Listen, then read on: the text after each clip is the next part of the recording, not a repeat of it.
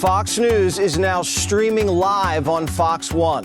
When it matters most, turn to the voices you trust. We go beyond the headlines, bringing you the stories you won't hear anywhere else. Live coverage, sharp analysis, real perspective. At home or on the go. Stay connected when it counts. Stream Fox News on Fox One. Download today. After 4.5 years of war, a lot of the damage to Ukraine is pretty obvious. Shattered towns, ravaged roads, a population depleted by displacement and death. But there are also the scars you cannot see. The psychological traumas building inside the people living through violence, occupation, and loss. Our guest, David Miliband, is president and CEO of the International Rescue Committee and a former British Foreign Secretary. He's just returned from southern Ukraine, and he argues that this human recovery must be a much bigger priority. He visited heavily damaged villages once occupied by Russian forces, where some communities have lost half their population, families have been split apart, and basic services remain scarce. People there depend on humanitarian aid, mobile clinics, and psychologists traveling to isolated areas. Children are still unable to return to schools that were destroyed. Recovery then means more than restoring homes, hospitals, and energy systems. It also means helping people rebuild their lives. And Miliband sees this damage as part of a much wider pattern, where civilians and civilian infrastructure are being deliberately targeted. In Ukraine, in Gaza, in Lebanon, in Iran, in Sudan, and in Congo. He calls it a growing, quote, new world disorder, made worse by America's retreat from global solidarity under Donald Trump. With European political and business leaders in Poland this week for an annual conference on rebuilding Ukraine, we ask, what does real recovery look like while the war is still going on? Can Europe fill the gap left by the United States? And what happens if it doesn't? I'm Sarah Wheaton, host of the Brussels Playbook Weekender. Later in the show, I'll be joined by my colleague Anne McElvoy, as this week also marks a decade since British voters chose to leave the European Union. That decision unsettled the UK's relationship with the continent and also helped fuel years of political instability. Keir Starmer is now the 6th British Prime Minister since that vote to announce his departure. So what happens to his attempted reset with Brussels? And how much further might his likely successor, Andy Burnham, be prepared to take it? But first, David Miliband. David, you've just returned from Ukraine. What did you see there that has stayed with you? What I saw was the brutality of war and how long it lasts.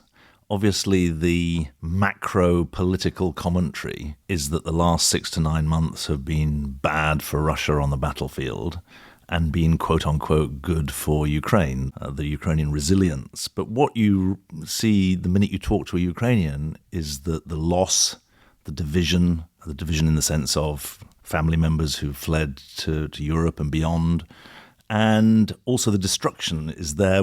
You can see with your own eyes. I was in Odessa, in Mykolaiv, and then into Kherson Oblast. I didn't make it to Kherson City, which is really the front line.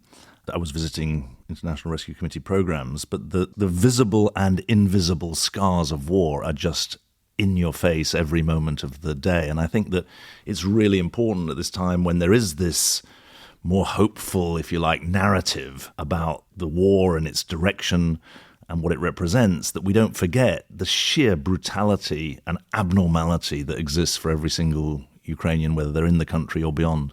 Can you take us to one of these places that you visited and just kind of paint a picture? Yeah, one of the things that we really focus on at the International Rescue Committee is going to the places that other people don't go. We go the extra mile. So I focus my visit not just on meeting internally displaced people in places like Mykolaiv, where there are a lot of them and rents are up and there's a real sense of hubbub.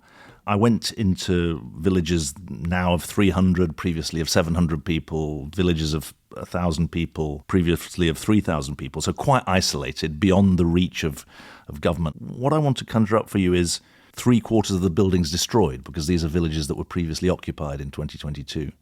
Villages where the cultural centre, quote unquote, is the community centre is the one place that people can go, but where there isn't internet and where the electricity is sporadic at best. I want to put in your mind a group of 30 women who've come together to support each other, suffering from loss and division, and talking about how the time they have together is the only time of the week, or sometimes the month, that they're able to forget that there's a war going on around them.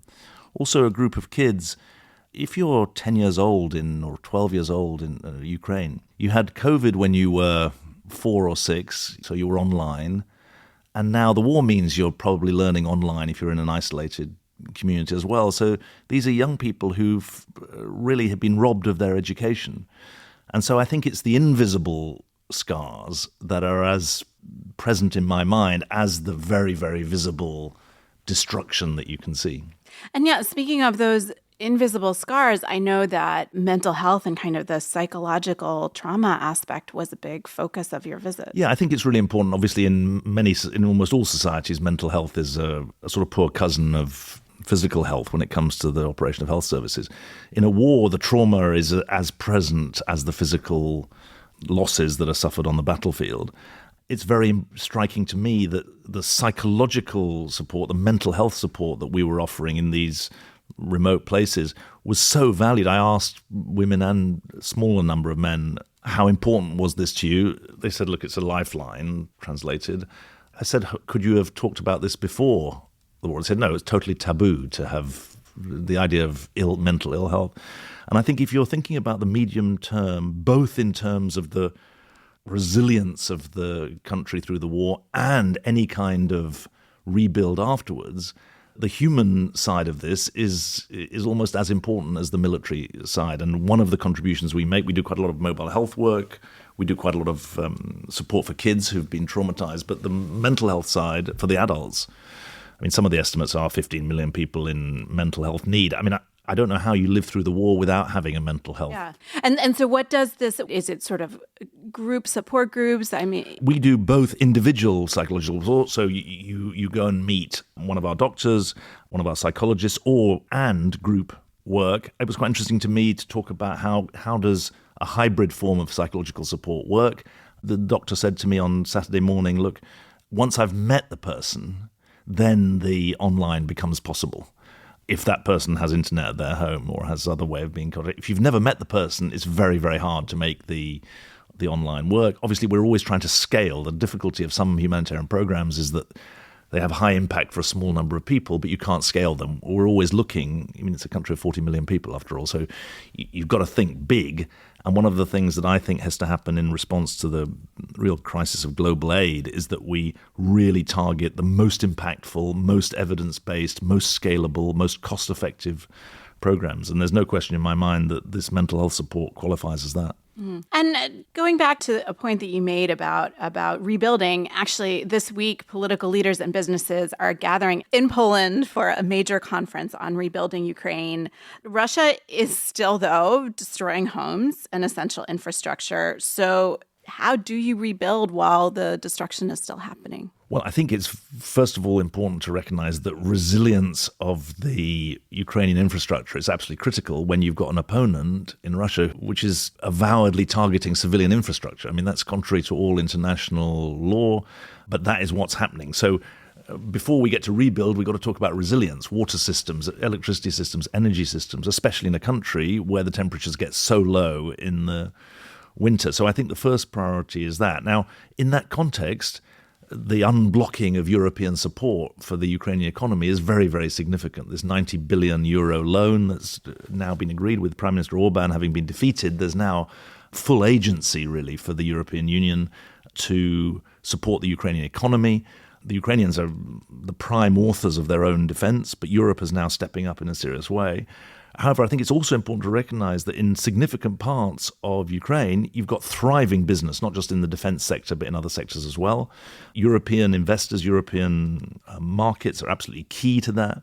So the fact that Europe is now the prime supporter, I think 99% of the financial support for Ukraine now comes from Europe because of the changes that have happened in America under President Trump. For the European private sector to be mobilized, I mean, certainly in the west of the country, that's something that's really important. And what are you hearing from Ukrainians themselves about what recovery should look like? I think that it's very raw to start talking about recovery. I found it very hard to really open a conversation in a sensitive way about what happens post-war when the war is so present. Now, I think one of the Council on Foreign Relations experts in New York said Ukraine is a bright spot in the geopolitical landscape. You can't speak or that kind of language to people who are still with drones going overhead every day, who are going to bed not knowing whether they're going to be woken up by an air raid siren. I felt it premature to be talking about recovery. What people are talking about is sustenance and the trying to renew hope. It's longer than the First World War. I think we can't say this often enough, that this national and continental trauma occasioned by this full-scale invasion in 2022 has really ruptured the society. And I think that until the war's over, it's very, very hard to broach that. You can have that discussion at a policy level. It's very, very hard to have that conversation, I think, at ground level. Mm-hmm. And yeah, just personally going on the ground to these places near the front line, meeting people who've been living through a long war, talking to them about their trauma. And then, now you've been in Brussels. Here, we're very preoccupied by a heat wave. It's uncomfortable because, the air conditioner doesn't really work that well in our office. We're stressed out trying to finish a bunch of legislative files before summer vacation. But just the sense of what's a problem and what's stressful and what life is like must just be so different. And how do you kind of switch back and forth? Well, I think what I would say to you is that exists in Ukraine. I mean, if you're in Mykolaiv or you're in Odessa on Saturday night, there's this real weirdness of a thriving, cosmopolitan, effectively European, even global city where there's a war going on and you may have an air raid siren. So the split screen exists very strongly. If anything, it's a more stark split screen if you go, as I did, to Sudan last September. That's the world's largest humanitarian crisis. There, the dissonance is even greater because there's no normality within Sudan. What's so striking about the Ukraine war is that there's this extreme abnormality of a brutal war being fought, and the same people are living out a life that you or I would understand at other times of the day. Mm-hmm. Really interesting. And you describe Ukraine as one example of a much wider, quote unquote, new world disorder in which deliberate attacks on civilians and civilian infrastructure are becoming the norm. What connects what you saw there with, as you said, Sudan, also Gaza, Lebanon, elsewhere? Well, I think the breakdown of diplomacy, the resort to hard power, the fact that you're more likely to be killed in a war if you're a civilian than if you're a soldier, the impunity that exists in conflict. Is that true? I mean, has that been documented? Yeah, there's 100,000 civilians were killed last year in 2025. I mean, people often say to me, what's the difference between being a foreign minister and being the leader of a non-governmental organization? And one of the things I say is that if you're in government, you see the big picture, but the danger is you lose sight of the people. If you're in an NGO, you're confronted by the people. The danger is that you lose sight of the picture. And the new world disorder that we referred to is our attempt to make sure that we're seeing the bigger picture as well as the clients that we're seeing in Sudan or in Ukraine or in Gaza.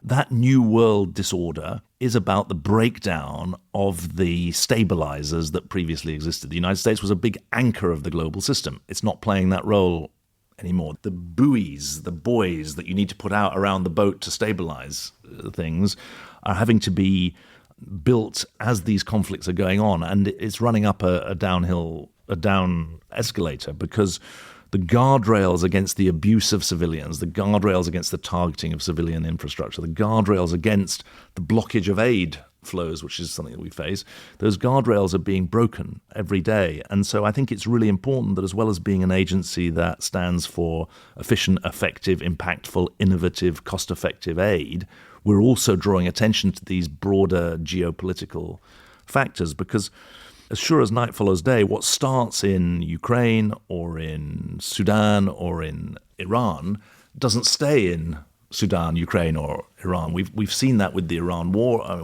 We say that it couldn't have happened at a worse time. 27th of February 2026, there were already 300 million people hungry, 122 million refugees and displaced people, 800 million people living on less than $3 a day. And the Iran war has only added to that, not just because of the immediate impact on Iranians and Lebanese, but because of the global impact of the blockage of the Straits of Hormuz. As you mentioned, the decision to dismantle USAID, I imagine, has, transformed the way that you have to do your job. First, can you tell me a little bit, help us understand how that has affected your work? But then also, I'm curious to know, you mentioned that Europe is stepping up to help Ukraine, at least militarily, in the place of the U.S., but are there any signs that Europe is stepping up to fill the gaps left by the U.S. in the humanitarian department? We're a US-headquartered global humanitarian agency. We're just focused on people whose lives are shattered by conflict and disaster. We lost about $400 million of US government funding. We were a $1.5 billion NGO. So immediately we've got to cut our cloth. That was really an overnight change, but we're still 12,000 humanitarian aid workers in 300 field sites around the world, helping over 20 million people. So we've weathered that particular storm. I've tried not to think about it just in terms of gaps, because that's a real deficit model. We end up just plugging holes in a way that conforms to previous American preferences. We have our own agenda led by Sudan. We have a data-based approach to the world's humanitarian crises. And we are now in a situation where Europe, certainly Europe plus the European countries, are the largest aid donors. The EU is a principled aid donor. It wants aid to follow need. It's a predictable aid donor. I know the European Union gets a lot of flack for being sometimes slow, but 7-year budgets are a godsend. I know they're a hell to negotiate, but the fact that ECHO and INPA, the two critical directorates, have 7-year budgets means that we've got a planning horizon that is significant. I also think it's significant that Europe wants to increase its global presence. Obviously, there's an argument going on about the global Europe and should it be 200 billion euro and how does that play out? We're very focused on the fact that the humanitarian element, 25 billion euro, needs to be a floor. We're very focused that Europe actually spends less on the fragile states as a proportion of its total aid budget than most other aid donors. So we're saying, look, the Sudans, the Gazas of this world, if you take out Ukraine, the latest figures I think are from 2023, only 8% of Europe's aid programs goes to fragile and conflict-affected states. So we're saying focus on that. We're also focused on use civil society as a delivery modality, because on something like vaccination or malnutrition, there's innovation and also cost efficiency from civil society, non-governmental actors. So we're very proud of our relationship with different parts of the European system. The big challenge for Europe is to combine aid with the other instruments of diplomacy and trade that it has available. And that's the ambition, and that's one we want to see fulfilled. The challenge, though, is that we're also seeing European countries cut their humanitarian and development aid budgets. Some. In Germany, the Alternative for Germany has put forward a proposal to basically doge German foreign aid, and we can say this is a far-right thing, but, Friedrich Merz also considered a similar move. As much as I was sort of trivializing challenges here in Western Europe right now, people are facing a cost of living crisis. People perceive that their own children are not going to do as well as they will. So how do you fight back against this sort of political, human level feeling that we, quote unquote, rich countries can't afford to help poor ones anymore? I think, first of all, by not denying the reality that Europeans are feeling their pinch in the same way that Americans are feeling the pinch. So acknowledge the reality, but then make the argument that the pinch is not going to be released by targeting support for the poorest people in the world, because that's an absolute fraction of the national or European budgets that exist. I think the second part is also to show that aid is impactfully and effectively delivered. When I say to people, we've delivered 36 million vaccine doses to under 5 kids in war-torn countries for $2 a shot, how does that sound to you? People say, well, okay, that sounds like, how much of the aid budget goes on those things? Not enough. And so I think the aid budget has been spread too thin. So that's the third part of this, reforming the way in which the aid budget works so that it's more impactful and effective is good. There's a final point, of course, which is that European societies, American societies, they are rich, but the wealth and the income is very unequally distributed. And that's something that is a domestic political issue to be addressed across the Western world. If Europe doesn't ultimately take on this larger role, what does the next stage of this new world disorder look like? I think more disorder. I mean, the point is that we can't live in a world where we think that something that's happening in the Straits of Hormuz or in Sudan doesn't affect us, because in the end it does. People and problems move. The neglect of health facilities in Eastern Democratic Republic of Congo leads to an Ebola outbreak. It's pretty simple. If you don't have water and sanitation, if you don't have latrines, if you don't have basic health services, if you're not able to diagnose because the Ebola that's emerged has been confused with malaria, if you don't have proper systems, you're inviting trouble, and the trouble doesn't just stay in the Eastern DRC. So it's a connected world. And I think one of the biggest challenges we've got is to understand that a globally connected world means that the risks are globally connected as well. That's a big argument to make, but it's one that I think has to be made. And one last question, just to bring you back into the politics of this part of the world, but still connected to this idea of New World disorder. Looking back, you could argue that the Brexit vote 10 years ago was one of the early signs of that, a public choosing to step away from an international system. Since then, Keir Starmer has become the 6th British Prime Minister to leave office. The EU-UK summit has been postponed, and Andy Burnham is the favorite to succeed him. Is there still a chance of a meaningful reset between Britain and the European Union, or is this chaos in London just pushing that prospect even further away? Well, I certainly think that the deficiencies of Brexit are still being played out. Brexit's been bad for Britain, but I would argue it's also been bad for the rest of Europe. It's been bad for the EU. I think that the ambition of a reset that was set by the Starmer administration was right, but the dosage was too low. It didn't have the momentum or the heft or the coherence or the ambition sufficiently behind it. And I'm very hopeful that Andy Burnham recognises that. I think he'll be very, very clear that British prosperity and security depends on engagement with Europe rather than separation from the rest of Europe.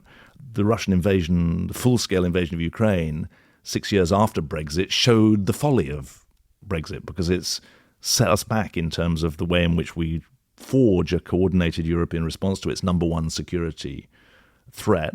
I do think, though, that the Starmer administration can rightly claim credit for the way in which the UK has been a central player with other European players in supporting Ukraine and forging a pan-European effort inside the EU, but also beyond, to include the UK and Norway, in being an effective partner for Ukraine in this life or death fight that's going on. So I think that the ambition of a reset doesn't go away with the fact that the administration changes. Okay, David Miliband, thank you so much. Thank you so much. We need to take a break, but when we come back, I'll be joined by my colleague and regular contributor to this podcast, Anne McElvoy, to talk about an EU-UK reset that has just been thrown off course by political chaos in London, but might still have a future. Stay with us.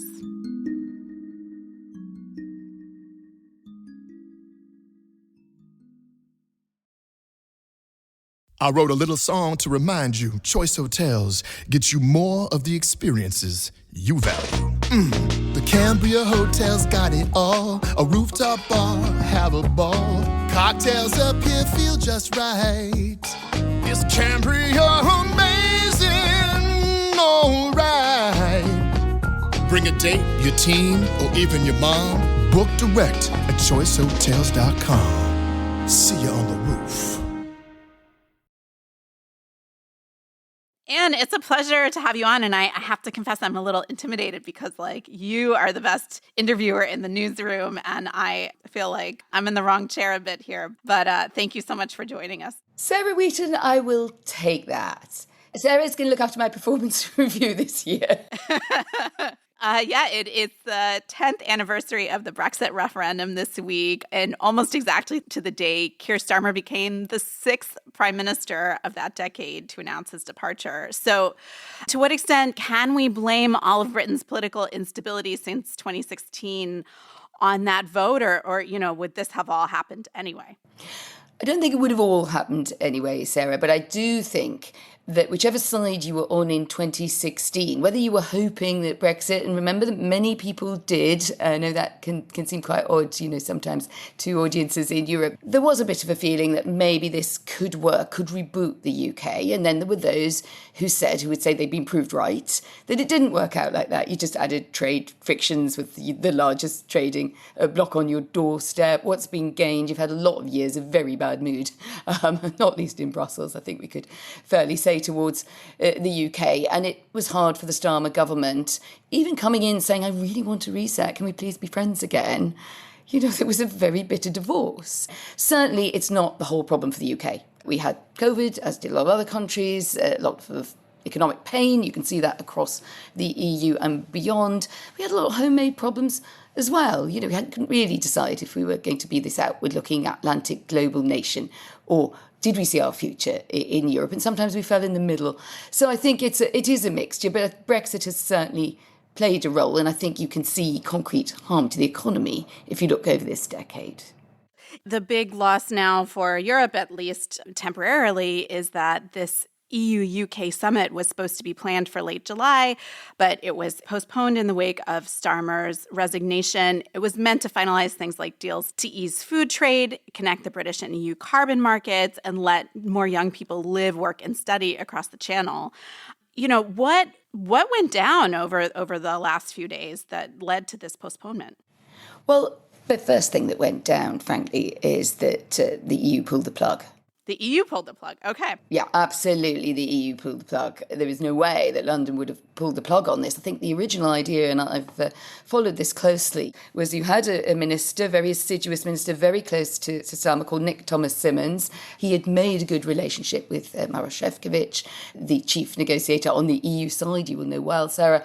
And it was going okay. I mean, there were still bumps in the road. And my last story about this, I was pointing out that Germany and others were holding out a bit on the youth mobility side because they want some relief on tuition fees.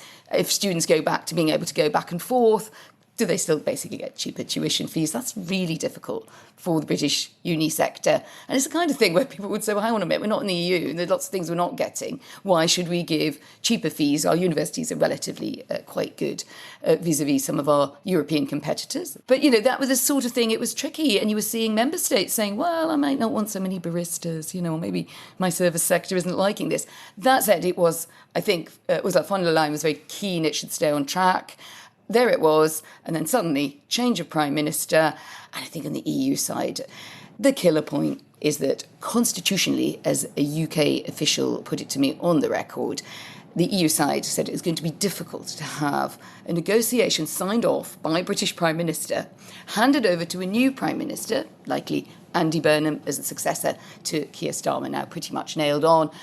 They weren't content with that, even though I think the UK had made the case, look, no one wants to undo this. Whatever Andy Burnham wants to do, he's pro-European anyway. We'd have this sort of arrival present. Well, it turns out Brussels saw that rather different and said, no, we want to meet the new guy first and take a look at him. So now we have an indefinite postponement. And I think that's, for people who've worked pretty hard on this at the London end and doubtless also in Brussels, feel a bit frustrated about that. But there it is. If we keep changing our prime ministers and offering you guys such variety, occasionally there's going to be a problem. I mean, is this really variety that is coming about? As you said, Andy Burnham is now the frontrunner to succeed Starmer. He is also from the Labour Party. We were remarking in the newsroom that he actually just physically resembles Starmer. So what even is going to be different? I think he'd be very put out by that because he thinks he's got vibes. What are the vibes in Westminster under Andy Burnham? I think the vibes are, still pro-European, right? If anything, he went a bit further out there when he had the freedom to speak more and at one point said that he could envisage the UK rejoining. Of course, that got such a massive backlash that he has pedalled backwards on that in midair. But you get a vibe from that. He has in the past been quite outspoken, is pro-European. His wife's Dutch, by the way. But he's quite a domestic politician. His briefs have tended in the past, when he was in government, he was in health, he was in culture. He doesn't sort of come across as someone who spends all of his time reading deeply on international affairs. And I think he probably will leave a bit more than Keir Starmer, who loved the international stage. We saw him everywhere, didn't he? He turned up at Munich Security Conference. I saw him last week at G7 in Evian. I think a foreign secretary, whoever he or she may be, new one, probably will probably represent the UK more than him doing it himself. He wants to focus on the domestic agenda. But there's no danger, I would say, from the EU's point of view of backsliding. The problem for the UK is once you give, these are tough negotiations, nothing is given away. And now we're slightly on the back foot because we're getting towards a deal. Now we've gone backwards. So a lot of it, I think, there will be a lot more pressure on him. And there's only so much he can give because he has to show, particularly in these circumstances, that he's not just Keir Starmer too. He is going to stand up for the UK. He is going to take the fight to reform UK. And that, that he's in it to win it. And I think that means he can't just say, I'm a lovely pro-European. I'll sign whatever you give me. Yeah, I have to almost wonder if it was a strategic mistake for the EU to cancel that and kind of roll the dice with Burnham. He did defeat Nigel Farage's Reform UK party in this local election that Burnham needed to win in order to make himself eligible to be prime minister. But ultimately, Farage's party is still very strong. So how else might we see this sort of fight between Burnham and the far right play out? Oh, well, I have an interview for that. I interviewed Robert Jenrick. He is the finance Treasury spokesman for Reform. He crossed the floor from the Conservatives, which makes him quite an interesting catch for Nigel Farage's party. And anyone cares to listen to this on Westminster Insider interview I did, he's someone who can make a strong case, and he was mocking Andy Burnham, and both of them are actually quite witty, and he was mocking Andy Burnham as basically a continuation of Keir Starmer in a dodgy polo shirt, because Andy Burnham likes his sportswear, he likes to shave a bit down with the kids, he likes his rock music. The vibes, as you said. Yeah, vibes and that. I think there is a sense that Reform will now have to choose. Do they say he's a mad lefty, he's a bit to the left of Keir Starmer, which they could say on previous record? Or do they say, no, it's just the same old parties, they're all the uniparty? And as Robert Jenrick said to me, no, you need the radicalism of Reform, and then went off on his sort of policy trip. But it was quite interesting there. He did acknowledge that, I said, if you had to have a football beer with one of them, he said, well, of course I'd have it with Andy Burnham.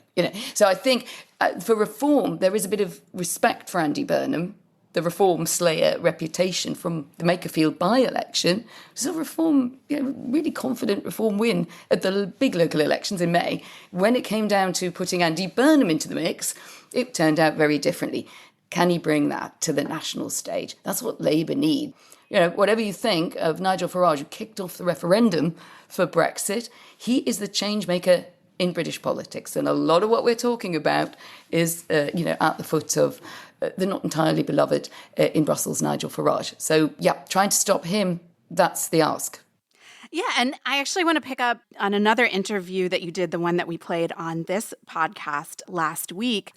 I was really struck you spoke to the UK's Jeremy Hunt, who was not in favor of Brexit at the time of the vote, as well as former Merkel advisor Peter Altmaier. And Hunt made this point that, look, maybe we could have avoided Brexit in the first place if the rest of the EU countries had kind of eased the pressure on the UK as far as further integration. And, on the one hand, that struck me as a little bit of a petulant point. And I think that was probably how it was received in a lot of Europe. But it was also, if you take the emotion out of it, politically pragmatic. Right now we're seeing in the remaining EU 27, a lot of formerly hardcore Eurosceptic parties drop the stance of officially trying to leave the EU, but they're saying we want less Europe. We want to stay in, but make more decisions on the national level. And let's be honest, that pitch seems to be working in a lot of places. So 10 years out, is Brussels going to have to kind of accept that an ever closer union is not really a winner at the ballot box?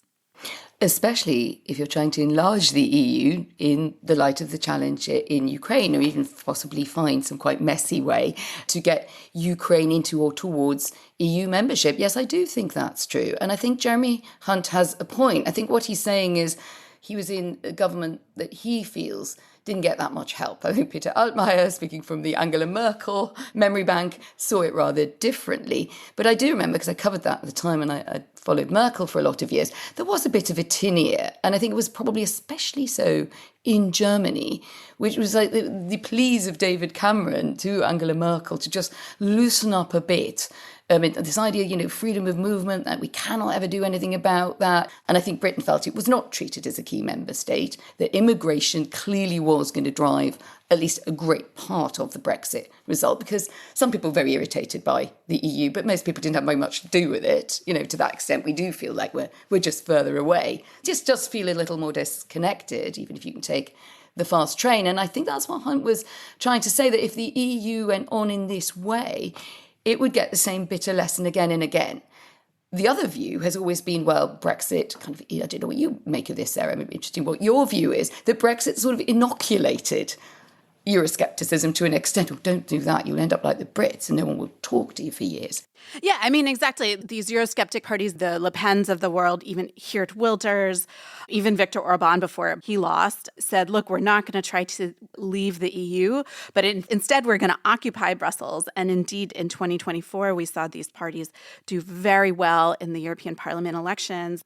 They're now the third biggest political grouping in the European Parliament, and we are seeing a real change to the way legislation is happening. And, people always say that the UK was really holding back integration when it was a member. And now we're seeing that there are plenty of new players who are willing to fulfill that role. But the irony, I think, is in the UK, we're seeing a really different phenomenon, which is that the idea of rejoining the EU is very popular. YouGov polling puts the idea of rejoining ahead by 55% to 34%. Demographic change suggests that there would be an 8.1 million majority for rejoining. So we seem to have... Have you seen my face, Sarah? That's nonsense. You think it's nonsense? This is like asking people, would you like to go to a really free restaurant and what would you like to choose from this amazing menu? And by the way, I'm not going to tell you what the bill would be. And I literally mean the bill, but also figuratively what the trade-offs would be. It's a bit like, if you go to a colloquium, or it's quite academic, I'm not saying this would be you, but that kind of research, I think, skews the fact that people haven't thought about it. They're not confronted with a choice. In a sense, they're not being given two things to compare. What would Europe want back? What would be the price? What would the price be even to join the customs union? Once you then start to say, would we have to join the Eurozone? So I'm afraid I am a bit of a pinch of salt person on regret. I think there is disappointment quite deep in the UK that it hasn't delivered. I think that young people, we talk about, young people as if they're a block. But in fact, a lot of young, non-educated or non-university educated voters either didn't vote or did vote for Brexit. I know lots of families in my native northeast where the kids all voted for Brexit. It's just, people don't talk to them when they interview people around London and the university cities. So sorry, I have injected a note of Euroscepticism to this conversation.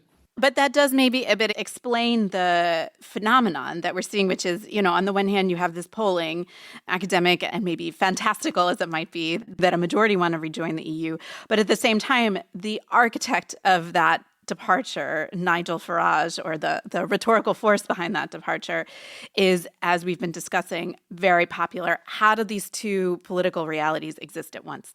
Well, the practical reality is just follow Nigel Farage's successes and sometimes failures. He's had a few in by-elections because people then don't like Reform or Farage. But at the moment, I think the people who are allying against him are not doing it because of Europe. They're probably thinking more. They don't like some of the harsher tone on immigration. So I think, the reality is that is now, as in, would you like to maybe rejoin the EU at some point, is by definition a different case. And you're right, it is paradoxical. There is, however, I think a real challenge to reform, which is, can it govern? Does it move more and more to the right, towards almost, something on the journey to the Bardellas, a bit AFD direction, in order to keep going, because it needs to keep dynamism on the right. Otherwise it ends up with the same problem Labour's got. You start, being exciting and you end up boring. If it does that, then the Progressive Alliance builds up against it, and you get slightly French circumstances where the right is on the march, and then there's suddenly a roadblock and they don't get into power.